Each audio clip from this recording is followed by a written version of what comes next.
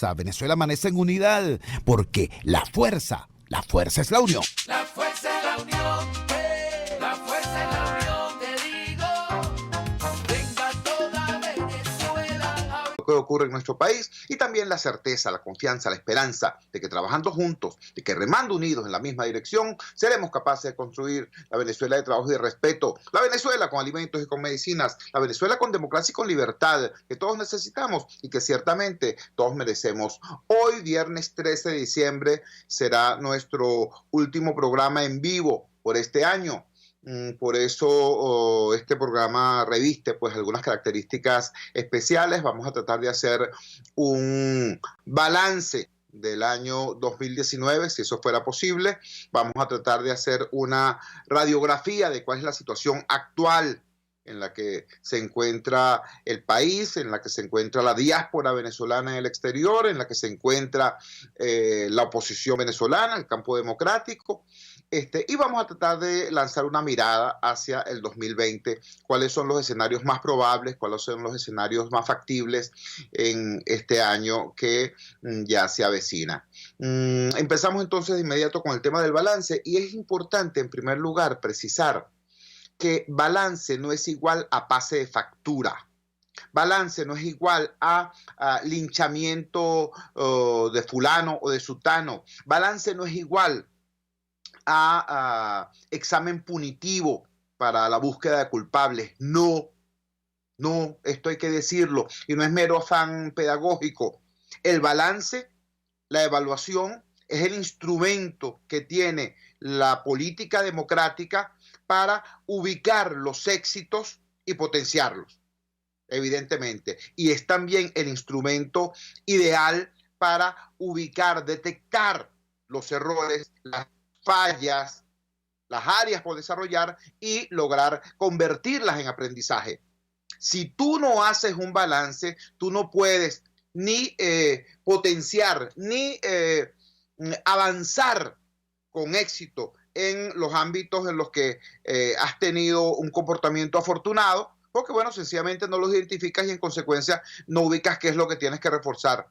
Pero, y esto es demasiado importante, tampoco sabes dar resolución a tus conflictos. Tampoco sabes cómo abordar tus propios errores. Todo error se puede transformar en ventaja. Todo error se puede transformar en capital para el éxito futuro. Pero eso sí, tienes que asumirlo. Tienes que asumirlo para poder comprenderlo a profundidad y transformarlo en aprendizaje. Eso no se ha hecho. Y no me refiero únicamente al año 2019. No, chicos, en eso estamos prácticamente desde el año 2016. Entonces, cuando decimos es necesario hacer un balance del año 2019, repito, insisto, subrayo, no se trata de salir a buscar quiénes son los culpables de que en el año 2019 se nos haya prometido en enero el cese de la usurpación y llegamos a diciembre y tenemos al usurpador ahí instaladísimo. No se trata de eso. Se trata de ubicar con precisión qué se hizo bien para reforzarlo, qué se hizo mal para subsanarlo y aprender y crecer, porque la oposición venezolana no puede seguir siendo esta especie de trapiche en la que se enamora la gente de un dirigente o de un partido o de un grupo durante 6 meses y pasa los otros 6 meses hablando paja de ese mismo dirigente. ¿O es que no nos ocurrió ya eso con Capriles? ¿Es que no nos ocurrió eso ya con Leopoldo? ¿Y quién sabe con cuántos más? Es que no ocurrió eso incluso con políticas enteras, ¿no? Como la política de acumulación de fuerzas que nos llevó al éxito, al triunfo del año 2015. Entonces, repito, no podemos seguir siendo eso, esa especie de trapiche, demoledor de partidos, grupos, instituciones, reputaciones, individuos, dirigentes. No, ahorita hay gente que está montada en una operación contra Guaidó. No que Guaidó esto, no que Guaidó lo otro. Los mismos que decían hace apenas 6 meses, ese muchacho es extraordinario, es que tiene un carisma impresionante. Entonces están diciendo hoy, bueno, vale, es que le falta, le quedó grande el asunto. Eso es paja, mano. Eso es paja. En este momento, Guaidó Sí, cómo no, ha experimentado una caída de 20 puntos en su popularidad. Sí, pasó de 65% a 45%. Es verdad. Ahora, búscame tú otro dirigente de oposición que tenga 45% de aceptación y que tenga el rechazo bajísimo que tiene Juan Guaidó. No existe. Entonces, ¿cuál es la búsqueda con saña de la destrucción de ese referente? Es una locura, ¿vale? Es suicidio. Y ustedes saben que yo ni soy guaidocista, ni soy militante del partido de Guaidó, ni milito en partido alguno, pero es un tema de sentido común. Ahora, tan de sentido común es eso, como también hay que decir, vale, Guaidó no puede seguir a estas alturas diciendo, bueno, vamos bien, ¿no? Tenemos que reunificarnos todos en función de lo que a mí se me ocurra, ¿no? Vamos a asignar responsabilidades. No, Juan Guaidó, el tema no es que tú convocas a la gente porque les vas a asignar responsabilidades. El tema es que en este momento hay que preguntarse quién asigna responsabilidades en la oposición venezolana. ¿Eres tú? ¿Es Leopoldo López? ¿Es el sindicato de 4 partidos? Ese liderazgo, ese sindicato ha tenido éxito como para seguir siendo quien asigne responsabilidades, quien determine quién es el papel de cada quien. ¿O es esta la hora de rectificar, como el mismo Guaidó dice, y abrirse entonces a la definición de una dirección colectiva para el campo democrático? Una dirección donde estén representadas las 3 oposiciones político-partidistas que hay en el país, la del G4, que encabeza Guaidó, la de eso que llaman ellos mismos la mesita, que es otro sector de oposición X, pues, un sector de oposición que, por cierto, la última vez que hubo aquí una elección sacaron 3 millones de votos, que fue en el 2018. Los vas a ignorar. Y otro tercer sector, que es el sector que encabezan la señora María Corina Machado y el señor Antonio Ledesma. ¿O es que no existe? Mira, y no se trata, yo quiero ser en esto muy claro, no se trata, ¿no?, de que haya que incorporarlos y que haya que sumarlos por, bueno, porque es que fulano tiene muchos votos, o porque fulano es muy importante, o porque a fulanita es mejor tenerla adentro que tenerla afuera porque si no hace ruido. No, no se trata de eso, ¿vale? Se trata de que el campo democrático tiene que demostrarle a todo el país y al mundo que es capaz de gobernar a Venezuela. Y si tú no eres capaz de gobernarte a ti mismo, ¿cómo carrizo vas a gobernar el país? Ese es el tema. Para calificar como opción de poder, tienes que estar unidos. Digo unidos, no apelmazados. Ya yo ni siquiera hablo de unidad como la que logramos tener en el año 2015. Yo, como ciudadano, como activista democrático, como venezolano en lucha, me conformaría con tener un buen mecanismo de articulación, un buen espacio de articulación, donde se llegue a acuerdos y esos acuerdos sean respetados, donde los acuerdos sean no solamente arriba en la cúpula, sino también abajo en la acción concreta, en el cuerpo social. Por eso repito, hay que hacer un balance. Yo no creo que este humilde espacio, esta humilde ventana, esta humilde tarima sea el espacio para hacer ese balance, pero hay que hacerlo. ¿Saben por qué? Porque en el año 2016, la oposición entró al año 2016 celebrando un inmenso triunfo y terminamos el 2016 con las tablas en la cabeza. Cuando nos quitaron el referendo revocatorio, cuando el diálogo con el Vaticano acá no terminó en nada y no hubo ningún tipo de explicación a los venezolanos acerca de cuál iba a ser la línea a seguir. 2016 termina sin línea. Empezamos celebrando triunfo y terminamos sin línea, sin orientación. Y nadie hizo un balance de eso. Nadie.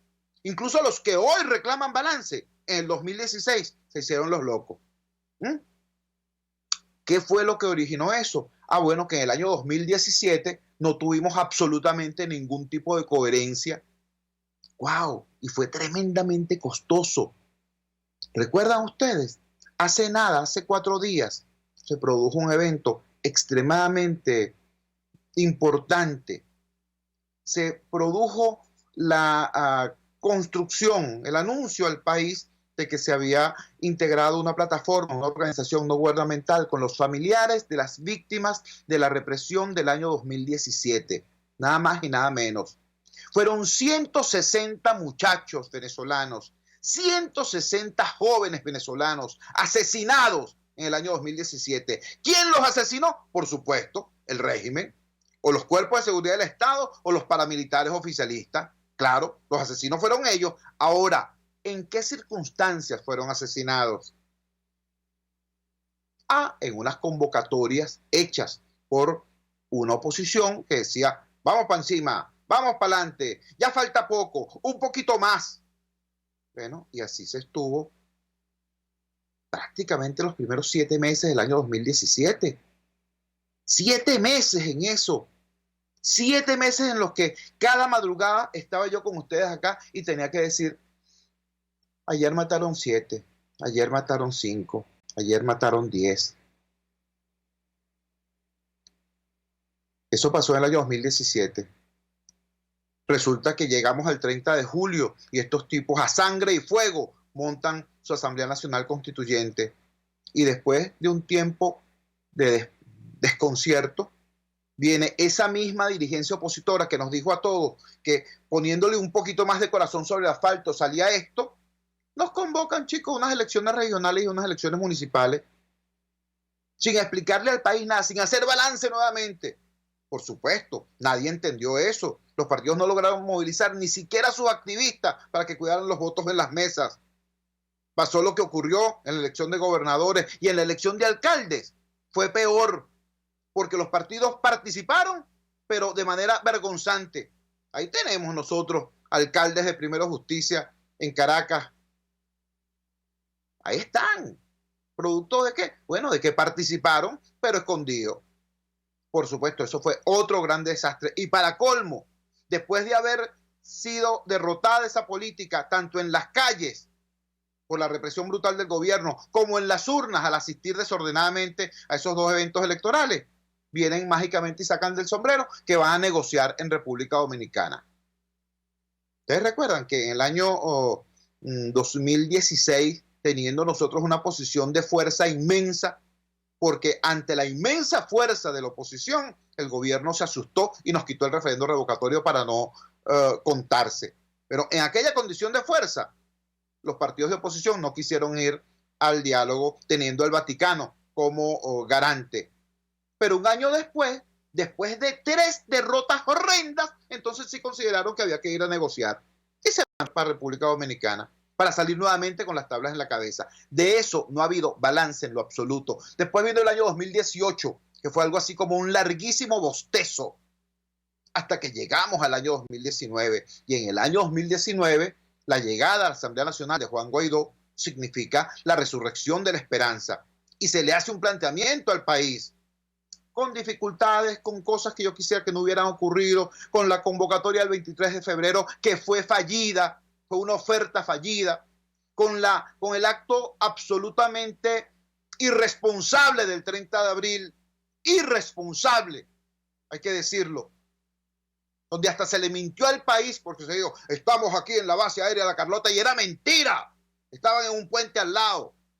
¿Ves? Pero con todo y con todo, en el año 2019, bueno, se produjeron unos avances, sobre todo en el ámbito internacional, hay que decirlo, sobre todo en el ámbito internacional. Hay unos logros, entonces, hay que potenciarlos. Hay unos errores, hay que asumirlos, reconocerlos e inventariarlos para poder transformarlos en aprendizaje, es decir, en fortaleza. Eso es lo que hay que hacer con el balance del año 2019. No para defenestrar a fulano de tal o a sutano de tal, no. El próximo 5 de enero, lo más probable es que, gracias a Dios, se ha ratificado Juan Guaidó como presidente de la Asamblea Nacional. Y eso es lo mejor, ciertamente. Pero eso tiene que ser parte de un proceso de, como dijo el mismo Juan Guaidó, rectificación y reunificación. ¿Qué hay que rectificar? La estrategia. Como bien dijo en este programa Ricardo Sucre Heredia, la estrategia del quiebre quebró. Entonces hay que rectificar la estrategia. ¿Y cómo hay que reunificarse? En torno a una idea de república, no en torno a un personaje, no en torno a un liderazgo, no en torno a un partido ni a un sindicato de partidos, sino en torno a una idea de república que logre unificar no solamente a los opositores, sino a todos los venezolanos. Ese podría ser, efectivamente, un excelente balance del año 2019. Vamos a la siguiente pausa comercial y ya regresamos con muchísimo más de La Fuerza. La fuerza es la unión.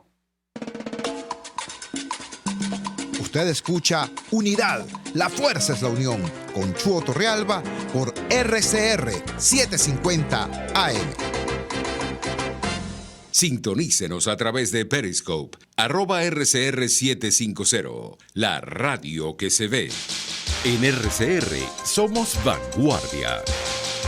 Toda la programación de tu RCR también la puedes seguir a través de la internet. Audio y video en tiempo real. Noticias y mucho más. No te pierdas ni un segundo de nuestra programación. No hay excusa ni cadena que valga para que dejes de escucharnos.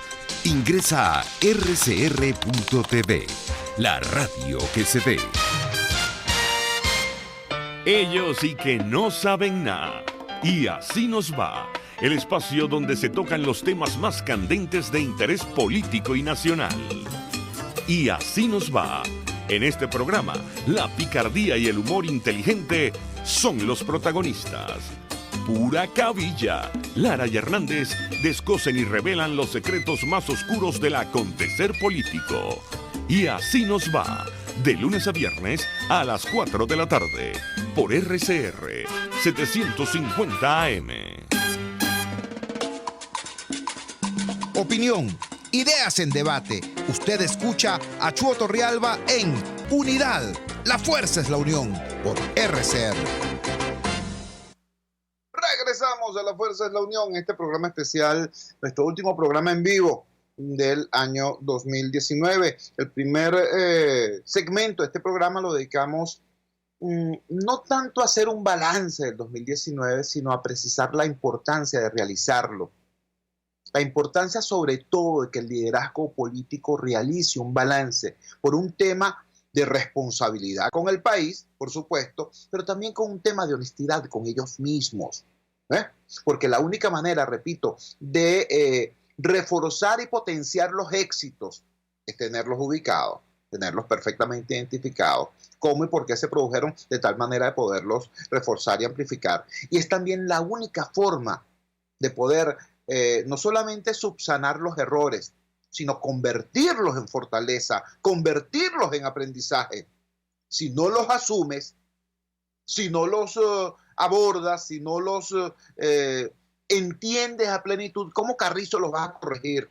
¿Cómo carrizo los conviertes en aprendizaje? Ese es el tema, ese es el punto. He insistido en que no se trata de hacer balances contra fulano o contra sultano, sino a favor de todos, a favor de la lucha. Y puse los ejemplos de lo que ocurrió en el año 16, en el año 17, en el año 18, por la ausencia de balances. Estamos terminando el año 2019, un año en el que se empezó también con una expectativa muy importante, se termina esta situación y afortunadamente Juan Guaidó termina este año haciendo un llamado a la rectificación y a la reunificación. Nos parece importante, muy importante. Entonces hay que pensar, bueno, ¿qué significa rectificar? ¿Rectificar qué? Rectificar la estrategia que no logró los resultados que se había planteado en el año 2019. Reunificarnos ¿cómo?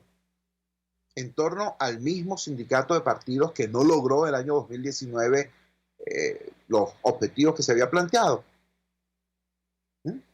¿Eso es la reunificación necesaria? No, ¿verdad? Ok, bueno, entonces esa es materia para el debate democrático, un debate para sumar, para incorporar, para mejorar, no para destruir, no para execrar, no para linchar a nadie. Bueno, el segundo segmento de este programa queremos dedicarlo a tratar de ubicar exactamente en qué situación estamos hoy.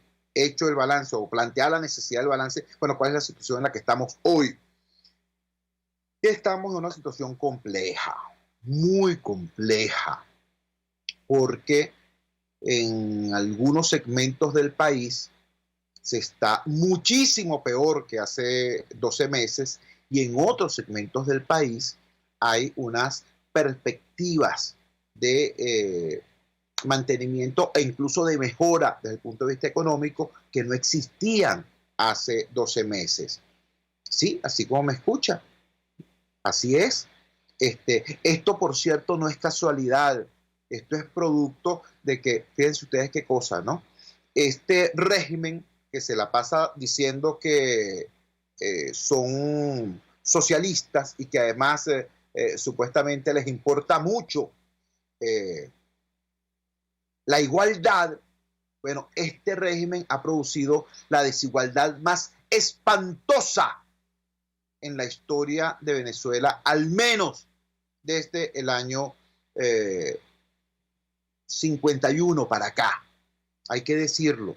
La construcción de la clase media venezolana no se inicia en rigor en 1958 con la experiencia democrática. La construcción de la clase media venezolana se inicia prácticamente con la aparición del petróleo y recibe un envión muy fuerte durante los tiempos de la dictadura perejimenista por el auge económico y por la incorporación de la inmigración europea. Pero ciertamente ese proceso de construcción de la clase media venezolana recibe un espaldarazo muy fuerte cuando se inicia la experiencia democrática en 1958 a raíz de la caída de Pérez Jiménez. Esto es muy importante y tiene que ver no con tal o cual héroe, no con tal o cual personaje, sino con políticas públicas. 3 políticas públicas fundamentales. La primera, la política nacionalista desde el punto de vista petrolero. Se incrementa sustancialmente la participación del Estado venezolano en el reparto de los dividendos del petróleo. Se instrumenta una política internacional también de protección de nuestros activos y Venezuela promueve la creación de la OPEP. Eso significa, todo esto junto significa un incremento muy sustancial de los ingresos que el Estado venezolano disponía. Y además se crea la política de masificación de la salud, masificación con calidad y de masificación de la educación. Entonces, esos 3 elementos, la política nacionalista en materia petrolera, la política de salud y la política educativa, determina que más o menos en 10 años empieza a existir una sólida y creciente clase media venezolana. Esto fue muy importante, que luego en los años 70, en los tempranos años 70, cuando se produce el boom petrolero en tiempos del primer gobierno de Carlos Andrés Pérez, bueno, eso llega a un tope altísimo. Venezuela es de esa manera un país socialmente más democrático. Ojo con esto que estoy diciendo, no políticamente, sino, no solo políticamente, sino socialmente más democrático que prácticamente cualquier país de la región. Si usted va a Perú, si usted va a Colombia, si usted va a México, se encuentra con países donde las clases sociales son muy estratificadas y muy duras. Es decir, si usted nace pobre, usted tiene el 99% de posibilidades de morirse pobre si nació en Colombia o en México, en Perú mismo, en Chile incluso. En cambio, en Venezuela hubo un proceso de movilidad social muy importante. Los pobres de ayer, los pobres del campo venezolano, que era un ámbito destruido, pasan a ser pobres urbanos. En la pobreza urbana, a través del estudio, las familias avanzan y se transforman en clase media baja, clase media media. Bueno, y ese fue el proceso que vivimos durante prácticamente 40 años. Los 40 años de la democracia en Venezuela fue la experiencia de integración social más importante en el mundo. En el mundo. Es decir, Venezuela se transformó en un país muy igualitario hasta que llegamos a este desastre que es el Chavo Diosdado Madurismo, esta suerte de maldición gitana que le llegó al país. Estos tipos hablando de igualdad y manejando la cantidad de dinero más grande que gobierno alguno ha manejado, desde el cacique Guaycaipuro hasta Caldera II, tú sumas todo el dinero manejado por todos esos gobiernos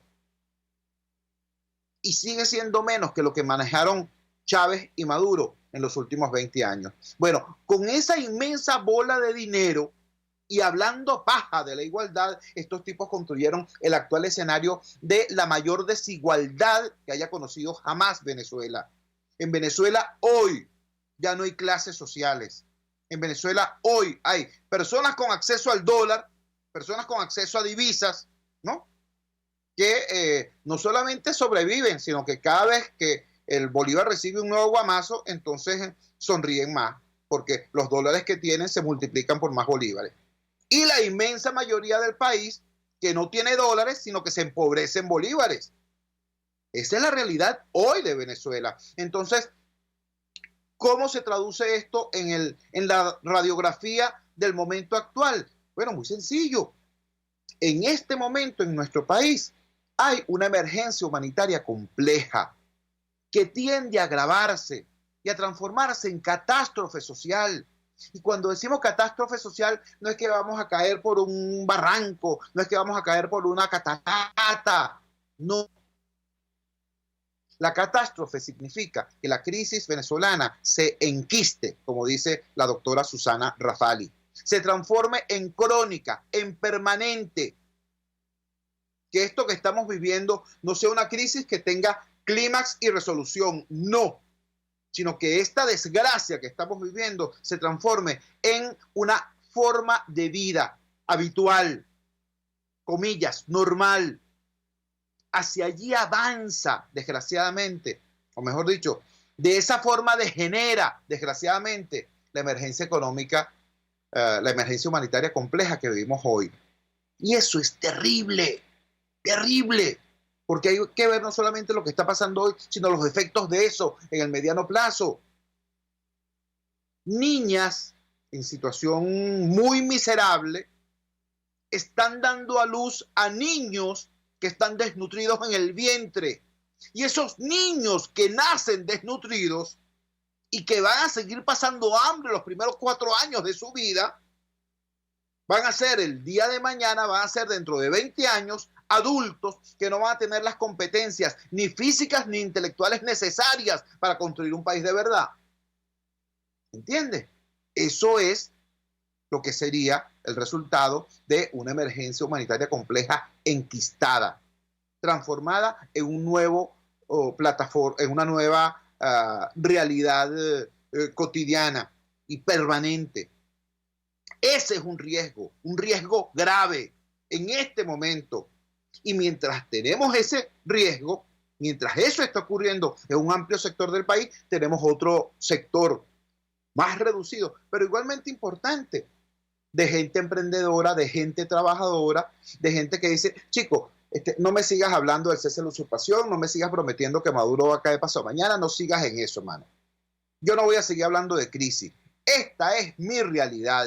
Y en esta realidad yo tengo que trabajar, yo tengo que progresar, yo tengo que prosperar incluso, porque mi trabajo y mi vocación es generar riqueza, es prestar servicios y es generar empleo. Y en estas condiciones yo tengo que hacerlo. Así que yo no puedo seguir, hermanito, en el cuento ese de que tú me digas, ay, que Maduro cae mañana. Si cae mañana, estupendo. Y yo ayudaré. Pero si no, yo tengo que trabajar y yo tengo que vivir y yo tengo que mantener a mi familia y tengo que mantener las familias de los trabajadores que están en mi empresa. Hay un sector de la población que está diciendo esto. Y es un sector que no es de enchufados. No es de enchufados. Es de gente que decidió que resistir no es simplemente seguir las consignas de la oposición política. Que resistir es darle la cara a sus familias, darle la cara a sus trabajadores, darle la cara a sus consumidores y hacer el mejor esfuerzo posible. ¿Por qué? Bueno, porque algunos ya intentaron irse y se regresaron. Algunos se dieron cuenta que el momento de irse del país podía ser hace más o menos 10 años, pero que en este momento irse es dificilísimo, dificilísimo. ¿Ves? Porque una cosa es inspirar solidaridad y otra cosa es dar lástima.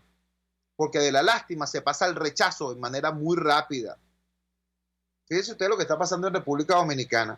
En República Dominicana nos están pidiendo visa a los venezolanos. ¡Visa! Pero ¿a quién están pidiendo visa?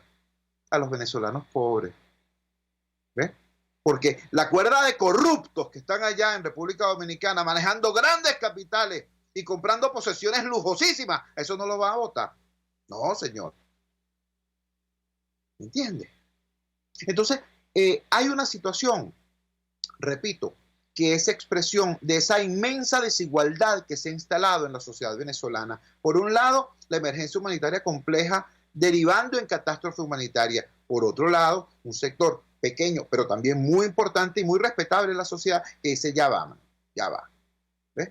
Como yo decidí no irme a este país, esto no es crisis, esta es mi realidad, y sobre esta realidad yo tengo que trabajar y producir. Entonces, los ámbitos son tan diferentes, son tan desiguales, que da dolor.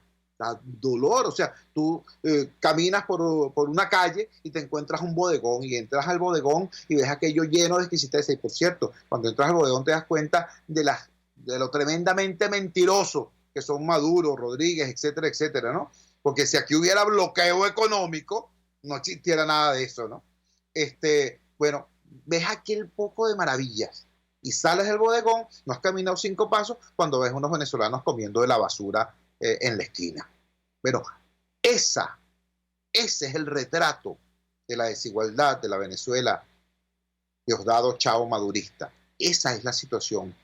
Y ese es el retrato de nuestro estado actual. Recordemos entonces el sentido de este programa, que es nuestro último programa en vivo del año 2019. En el primer segmento hicimos un balance y sobre todo reiteramos y explicamos la necesidad del balance como concepto. El segundo segmento del programa, que estamos concluyendo en este instante, tenía como propósito hacer la radiografía de dónde estamos y básicamente dónde estamos desde el punto de vista social. Yo quiero decirlo con mucha claridad, señores. Todo el mundo dice que el evento más importante que el 2019 empezó políticamente el 5 de enero con la llegada a la presidencia de la Asamblea Nacional de Juan Guaidó. Yo quiero decirles que no. Hay otro evento muy importante que ocurrió antes del 5 de enero, que vino ocurriendo desde octubre, noviembre, diciembre, y estaba prendido el 1 de enero, el 2 de enero, el 3 de enero, el 4 de enero. ¿Saben qué fue? Lo que algunos llaman casi que de manera irónica, la rebelión de los perniles.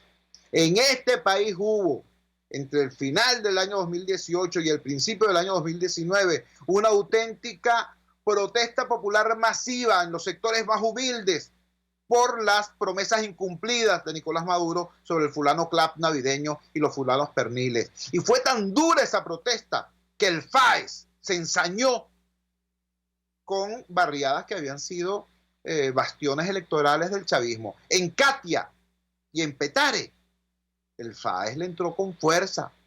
A Petare le metieron hasta helicópteros para reprimir a la gente. ¿Por qué? Porque hubo una protesta social muy dura que después se encontró con la llegada de Guaidó a la Asamblea Nacional y luego la proclamación de Guaidó como presidente encargado. Esos dos fenómenos llegaron a coincidir en el tiempo y casi a encontrarse. ¿Qué pasó en el resto del tiempo? ¿Por qué ese encuentro no se produjo? O si se produjo, ¿por qué no se mantuvo? ¿Por qué llegó un momento en que esa dirección política que llegó en el momento justo para encontrarse con la protesta popular, luego retrocedió a las protestas tradicionales de la oposición, pues en Plaza Altamira, un poco más allá ahora, en la Plaza Sucre, los Dos Caminos, más allá todavía, hacia allá, hacia la vieja sede de Cadafa y el Marqués? ¿Por qué? Bueno, eso habría que preguntárselo, eso habría que reflexionarlo. Repito, no para buscar culpables, Dios mío querido, de la vida, sino para encontrar soluciones y mejorar en nuestro diseño político y en nuestra ejecución, en la construcción necesaria de fuerza para el cambio. Ese es el tema, esa es la angustia. Vamos a la siguiente pausa comercial y ya regresamos con muchísimo más de La Fuerza. La fuerza es la unión. Les estamos presentando Unidad. La fuerza es la unión. Solo por RCR 750 AM. Puedes seguirnos en nuestras redes sociales.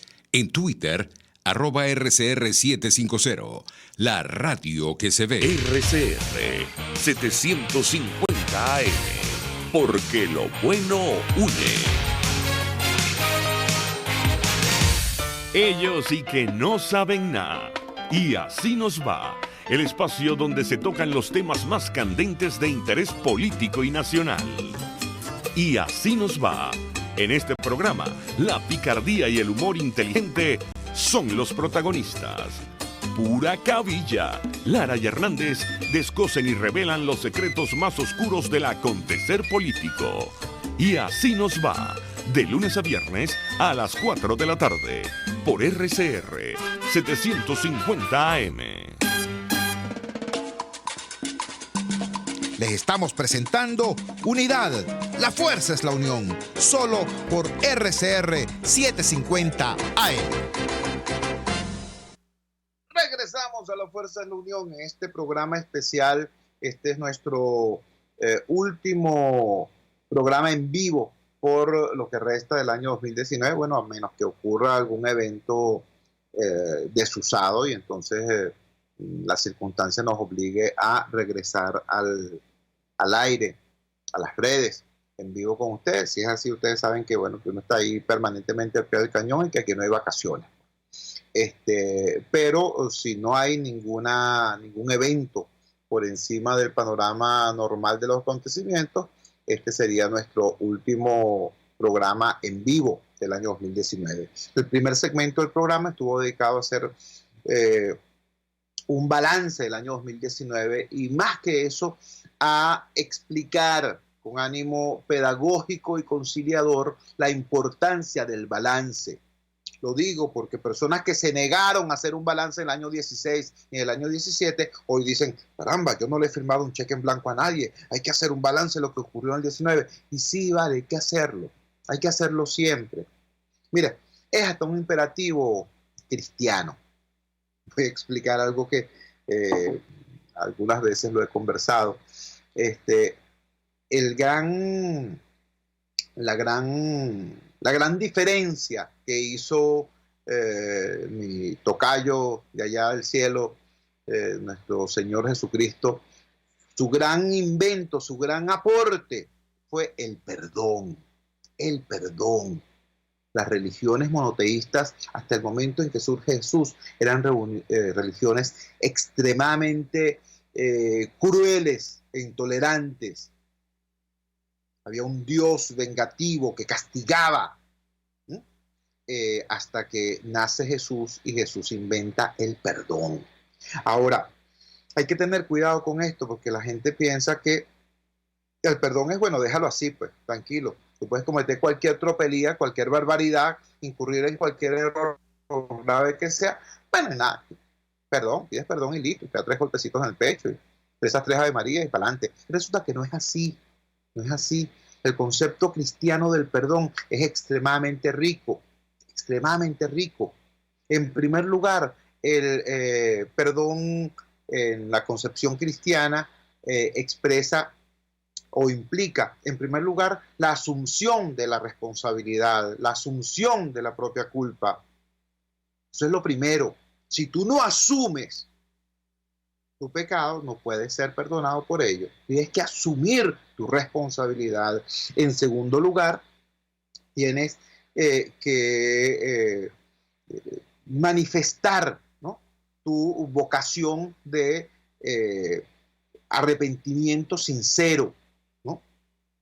Y en tercer lugar está el acto de contrición, porque no basta con arrepentirse, tú tienes que actuar. Acto de contrición arranca por allí, por la palabra acto. Tienes que actuar, tienes que corregir.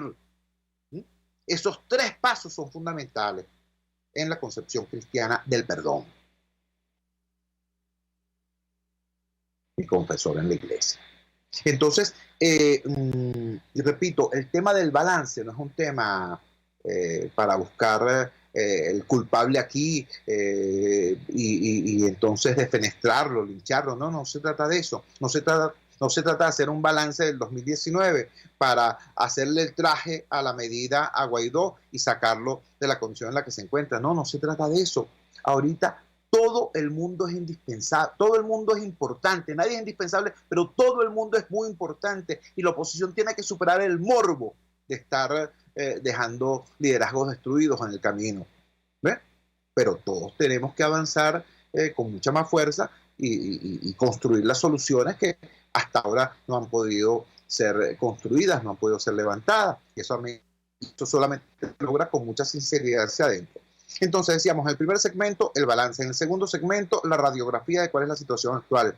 En el tercer segmento queremos hablar de cuál es la perspectiva 2020. Y les confieso que yo veo una perspectiva que puede ser o muy afortunada o puede ser muy trágica para el año 2020. Lo digo con absoluta claridad. ¿Por qué puede ser muy afortunada?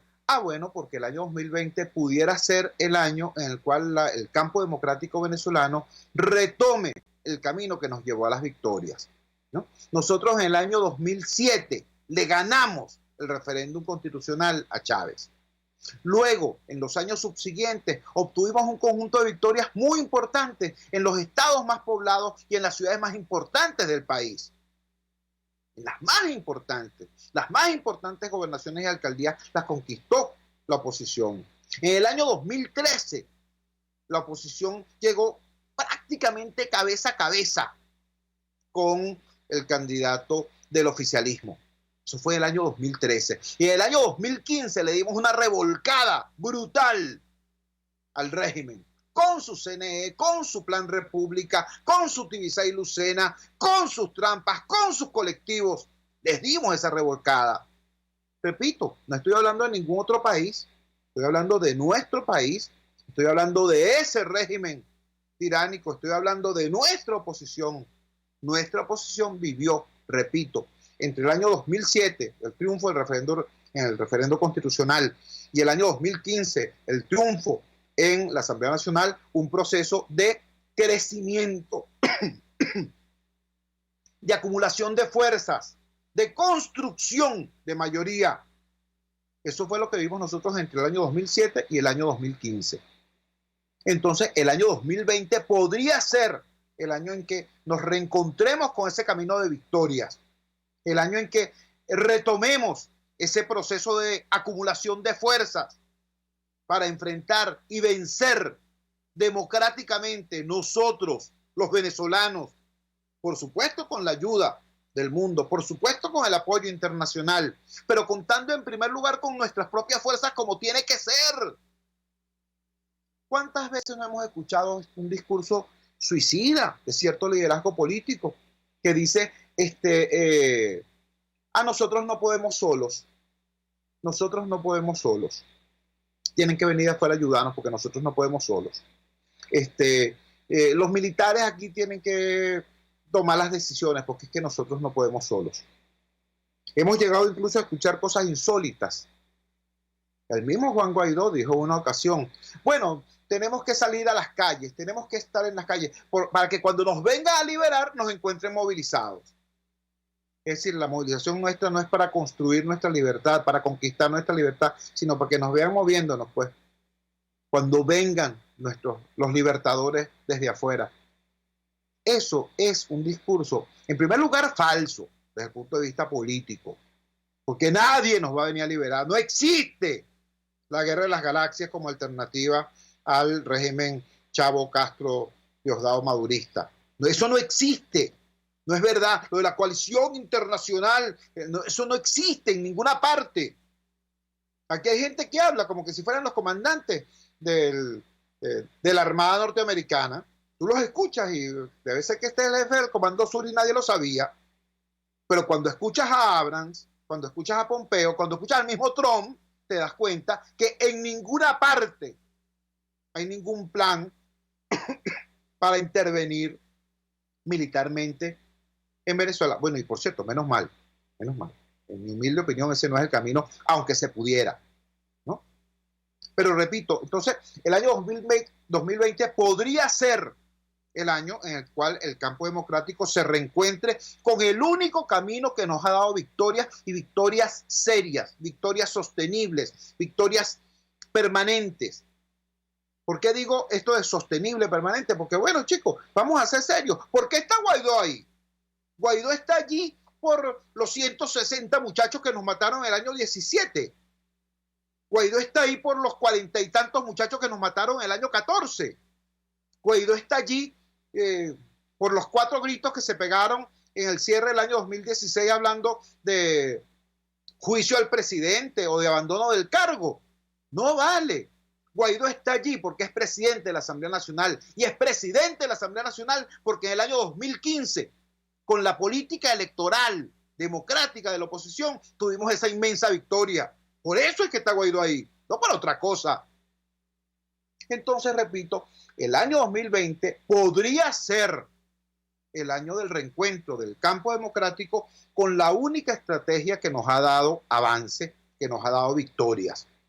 Articulada, bueno, de acuerdo a la forma como tenemos que enfrentar hoy a este adversario, que tiene nuevos recursos, que tiene nuevos mecanismos de control y de poder, más antidemocráticos todavía, más totalitarios todavía, más criminales todavía, pero bueno, desde nuestra estrategia, no de la estrategia que nos quiere imponer el contrario, porque al contrario tiene la fuerza de las armas, tiene la fuerza de la violencia y para el contrario sería magnífico, sería excelente si nosotros diéramos la pelea en el terreno donde él tiene ventaja. Nosotros lo que tenemos es gente, nosotros lo que tenemos es pueblo, nosotros lo que tenemos es la indignación popular y esa mayoría social para transformarse en poder político necesita la lucha política y concretamente el escenario electoral. Entonces, el año 2020 podría ser el año en que, repito, el campo democrático se encuentre con la única estrategia que nos ha dado resultado. Ese podría ser uno de los escenarios del año 2020. Hay otro escenario que es muy complejo, muy complejo. El otro escenario es el de que el año 2020 sea el reino de la política ficción, ¿no? Ustedes han visto que tenemos nosotros ahorita un supuesto TSJ legítimo del exilio. ¿Lo han visto? Han visto que ese supuesto TSJ legítimo del exilio hasta se dividió. ¿Lo vieron? Bueno, podría ocurrir que en el año 2020 nosotros tengamos a un presidente en el exilio, a una asamblea en el exilio, a un gobierno legítimo, pero en internet, en la nube, ¿no? Con representantes en Bogotá, en Miami, en Madrid. Eso podría ocurrir, desgraciadamente. Y el pueblo venezolano aquí, en Venezuela, abandonado a su suerte, inmerso en la crisis, mientras tenemos un gobierno, repito, y una asamblea, ¿no? En la nube, en internet. En un gobierno en el exilio del siglo XXI, ¿no? Utilizando la ubicuidad que permiten las redes sociales. Eso también podría ocurrir, hay que decirlo sinceramente, eso también podría ocurrir, ¿no? Y eso sería terrible, terrible para la lucha del pueblo venezolano. Si eso llegara a pasar, si desafortunadamente el liderazgo político o un sector del liderazgo político venezolano decidiera, por ejemplo, no asistir a las elecciones pautadas por la Constitución para el año 2020, las elecciones parlamentarias, yo quisiera que en el año 2020 hubiera no solamente elecciones parlamentarias, sino elecciones presidenciales y parlamentarias conjuntas, o que hubiese un cronograma electoral que ubique las elecciones presidenciales antes, durante o después de las elecciones parlamentarias, pero que las ubique. Yo quisiera eso, pero lo que está pautado en la Constitución para el año 2020 son las elecciones parlamentarias. ¿Qué podría ocurrir? Bueno, podría ocurrir que un sector político, incluyendo al presidente Guaidó, diga lo que ya está diciendo Guaidó. Bueno, no, que la Constitución no es solamente un artículo aquí, sino que tiene que cumplirse todo y que como no el gobierno no cumple esto, nosotros tampoco vamos a cumplir aquello y que entonces nosotros no vamos a hacer ningún tipo de elección parlamentaria o no vamos a acudir a las elecciones parlamentarias que sean convocadas por el CNE designado por el TSJ de la dictadura y nosotros entonces vamos a extender la vigencia de la Asamblea Nacional electa en el año 2015, va a seguir siendo esa la Asamblea Nacional hasta que se produzca el cese de la usurpación. Pero si eso llegara a ocurrir, ¿no? Vamos a tener a un presidente de la Asamblea y a una Asamblea Nacional o presa en Venezuela o ubicada en el exilio, ¿no? Y repito, tendrían entonces la posibilidad de, durante un tiempo, quién sabe cuánto, manejarse como un gobierno en la nube, como un gobierno en Internet, ¿no? Con apoyos puntuales en Bogotá, en Miami, en Madrid, quizá en algún otro sitio, pero sin ser la vanguardia en lucha del pueblo democrático acá en Venezuela. Eso sería terrible. Y eso, hay que decirlo, es una posibilidad también muy cierta, pues, para el año 2020. ¿Cuál de los dos escenarios tendría que darse? ¿O cómo se construye que sea este escenario y no aquel el que se dé? Bueno, por la vía del debate democrático. Que la oposición discuta, que el campo democrático discuta y que discuta con la sociedad y que se llegue a una agenda 2020 que no sea la receta que trae fulanito de tal bajo el brazo para informársela, ¿no?, a los demás sectores. Mira, vale, aquí está la Agenda 2020 y tu papel aquí va a ser tal. No, chico, aquí hay cosas muy importantes que están en juego y que van a marcar la vida no solamente del actual escenario de lucha, sino de las generaciones por venir. De las generaciones por venir. Los errores que se cometieron en el año 2002 nos trajeron acá. Ustedes no recuerdan, ¿vale? Ustedes no recuerdan.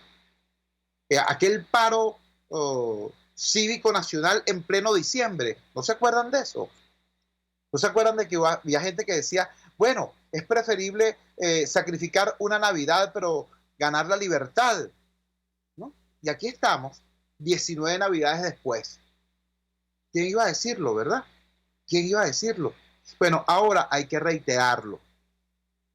Así como los errores del 2002 nos trajeron hasta acá, hasta el 2019, los errores que se cometan en el año 2020 van a marcar la vida de los venezolanos, del presente y del futuro.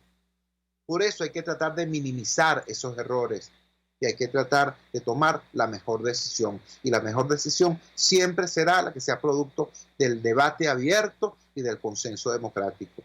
Ese es nuestro llamado en nuestro último programa en vivo del año 2019. Ustedes lo saben que uno está participando de esta lucha no por que uno quiera la preponderancia de tal o cual partido, porque yo apoyo a todos los partidos y no milito en ninguno. Ustedes saben también que no existe ningún tipo de motivo de ansia o de búsqueda del poder por parte de uno. Yo soy básicamente un activista social, mi trabajo es de otra naturaleza, el concepto de poder que tenemos los ciudadanos es distinto al concepto de poder que tienen los políticos convencionales y además yo lo he probado en la vida. A mí me han ofrecido candidaturas a alcaldías, a gobernaciones, a diputaciones X. Yo he estado en el escenario donde se han definido esas candidaturas y yo sigo siendo el mismo luchador social, el mismo ciudadano de a pie. Así que ustedes saben que estos planteamientos lo hacemos no por sectarismo político, porque no pertenezco a ningún partido, y no por ambición personal, porque, repito, he podido demostrar en la vida que no tengo ningún tipo de apetencia por ningún tipo de cargo. Pero sí tengo una ambición. Mi ambición es vivir en una Venezuela libre. Y para vivir en una Venezuela libre, repito, lo que ocurre en el año 2020 es determinante. Ojalá que se construyan las mejores decisiones. Trabajamos para ustedes. En la dirección general de la emisora, Jaime Estares. Al frente de los controles estuvo César Arteaga. Habló para ustedes su amigo, comunicador popular, activista social, ciudadano en lucha por la democracia y por la libertad, Jesús Chuo Torrealba. Ahora más que nunca, fuerza, Venezuela, porque la fuerza es la unión. RCR presentó Unidad, la fuerza es la unión, con Chuo Torrealba, solo por RCR 750 AM.